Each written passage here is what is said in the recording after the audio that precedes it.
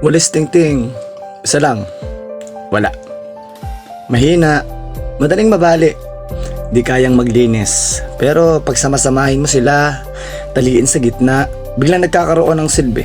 Parang organisasyon. Ang bawat membro may kakayahan, pero kapag kanya-kanya sabog ang direksyon. Kailangan ng ugnayan. Kailangan ng layunin. Pero higit sa lahat, kailangan ng tali. Kasi kahit gaano karami ang tingting, kung walang nagbibigkis, sabog pa rin ang kilos. At sa walis tingting, may isang mahalagang bahagi, ang pinakagitna. Ang nagsisilbing leader, hindi siya pinakakapansin-pansin pero siya ang humahawak. Siya ang sentro.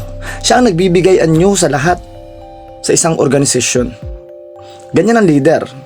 Hindi lang dapat maingay o mataas, kundi marunong magsama, magpatibay at magsilbi.